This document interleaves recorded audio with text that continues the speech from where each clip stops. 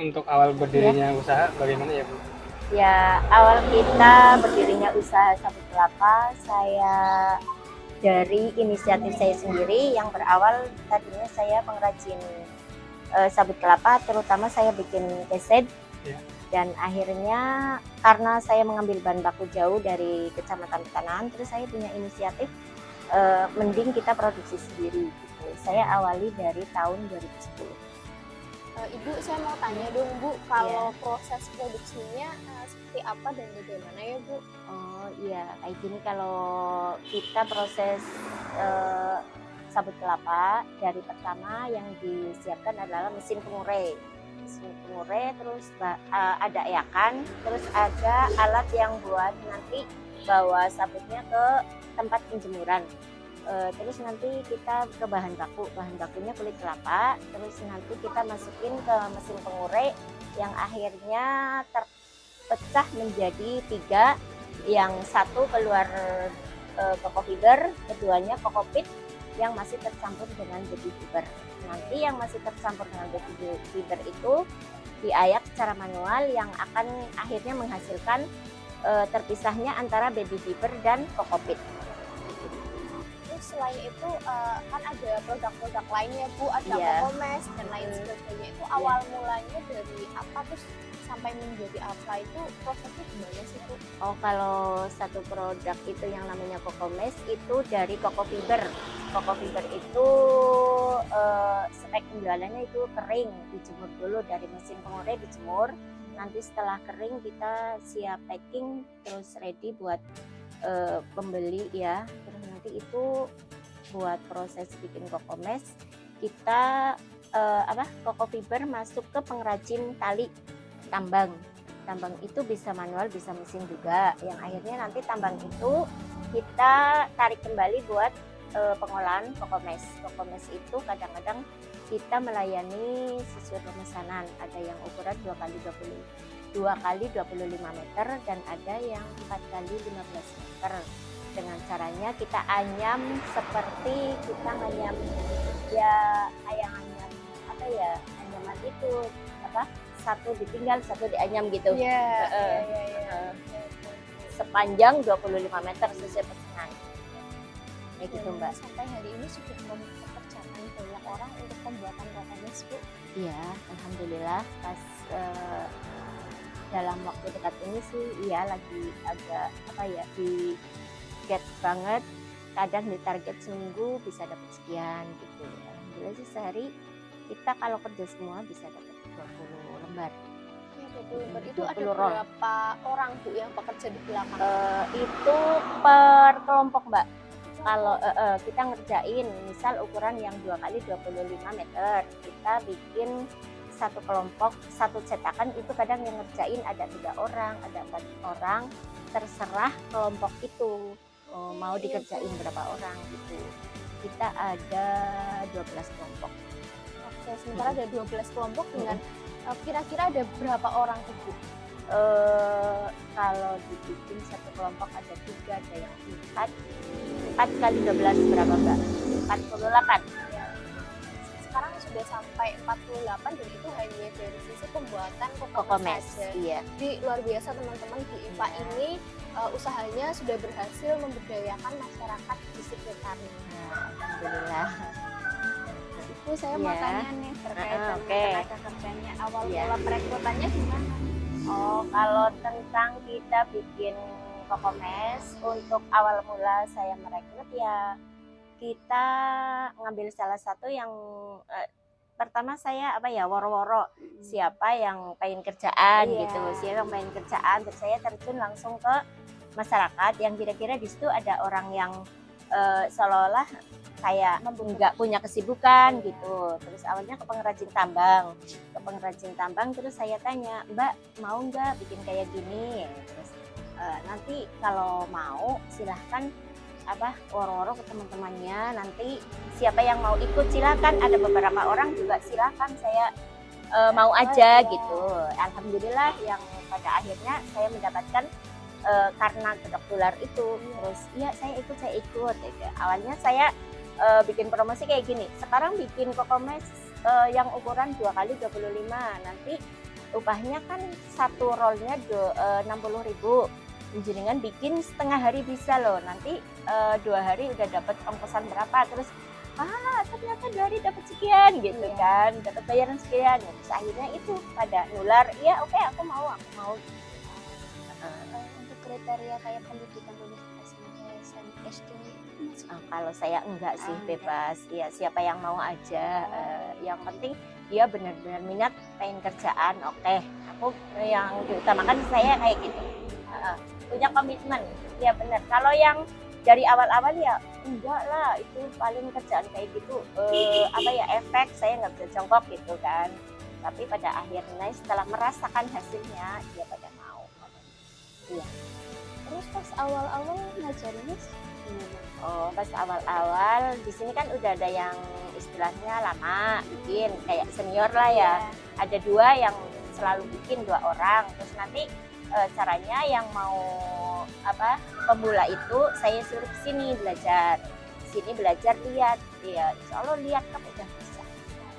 Ya. Bu, kalau untuk penjualan produknya semuanya udah sampai mana aja ya? Kalau tentang penjualan produk itu merata Mbak, kadang saya satu persatu ya. Kalau di toko fiber emang lokal, kita paling jauh ya ke Jogja.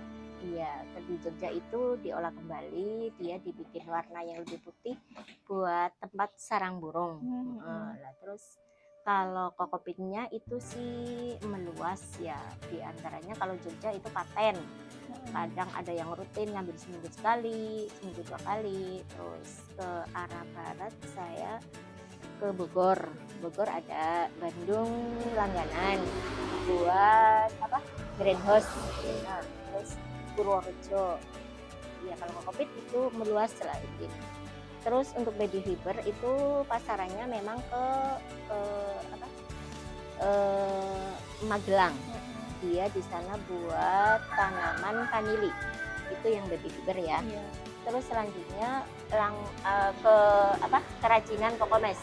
Kalau kokomes itu pas sekarang ini lagi proyek di Mataram, Lombok. Iya, kalau lagi ya permintaan kadang kita seminggu 300 roll. Saya bareng-bareng sama mitra kerja sama gitu. Berarti sudah banyak di luar kota Kebumen ya, Iya. Bu? Alhamdulillah Mbak. Mungkin karena udah lama, kadang-kadang pembeli saya nggak tahu orangnya, cuman kontak Bu ada ini ada gitu. Udah banyak. Tahu nomor HP dari mana ya, dari teman gitu. Iya benar Mbak, kadang sampai kirim beberapa kali nggak pernah itu ketemu orangnya. Cuma lewat HP. Ya alhamdulillah.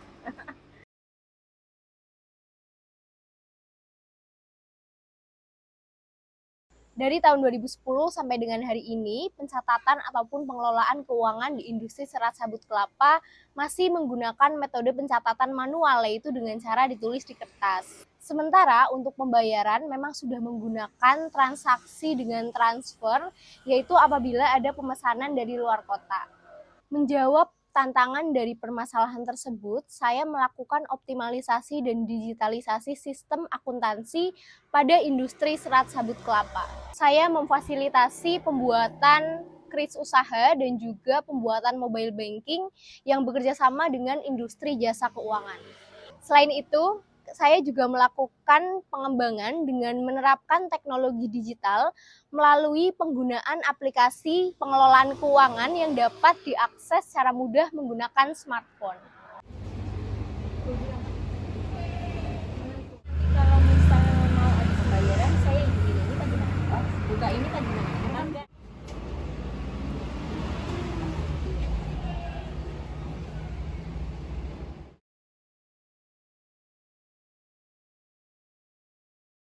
Pada saat ini, industri serat sabut kelapa menghadapi tantangan dalam penyediaan bahan baku yang diperparah oleh persaingan dengan UMKM lain.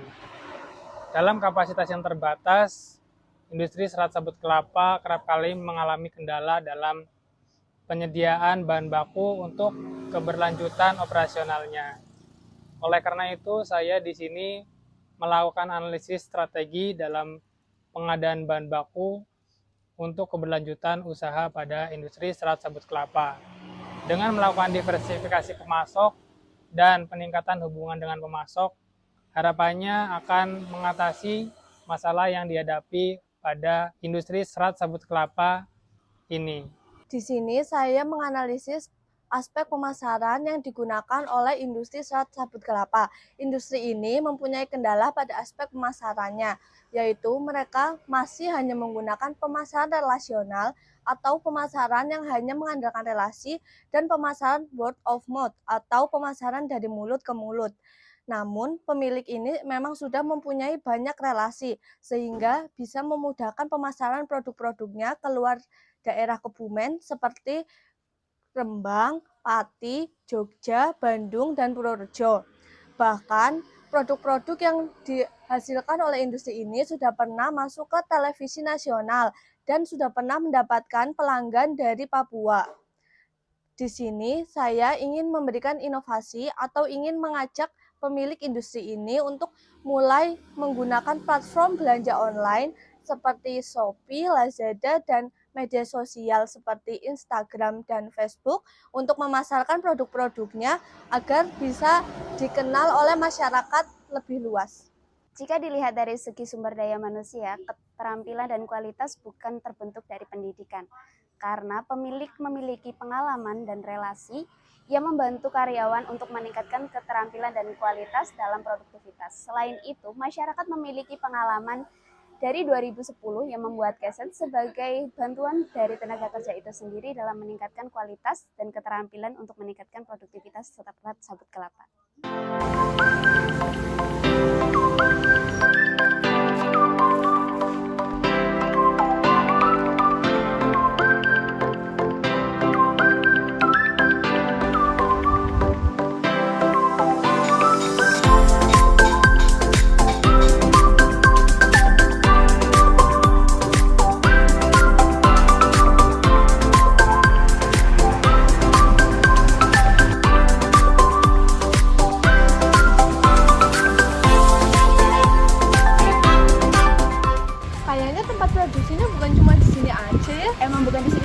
Iya, emang bener. Hari ini kita bakalan mengunjungi beberapa tempat produksi dari industri serat sabut kelapa.